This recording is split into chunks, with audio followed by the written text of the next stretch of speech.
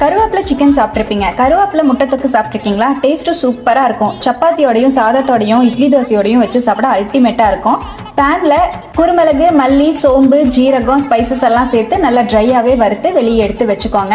வாசம் வர மாதிரி வறுத்து வெளியே எடுத்து வச்சுட்டு அதுலயே 2 கையளவுக்கு கருவேப்பிலையும் சேர்த்து நல்லா வறுத்து அதையும் வெளியே எடுத்து மிக்ஸி ஜாருக்கு மாத்தி பவுடர் பண்ணி வச்சுக்கோங்க. பேன்ல ஆயில் சேர்த்துட்டு ஜீரகம், வெங்காயம், கருவேப்பிலை சேர்த்து நல்லா வதக்கி இஞ்சி பூண்டு பேஸ்டையும் சேர்த்து நல்லா வதக்கி விட்டுட்டு உப்பு, மிளகா பொடி சேர்த்து நல்லா கலந்து நம்ம அரைச்சி வச்சிருக்கிற பொடியையும் சேர்த்து நல்லா கலந்துட்டு 2 தக்காளி பழத்தையும் அரைச்சு சேர்த்து நல்லா கலந்து விட்டுக்கோங்க.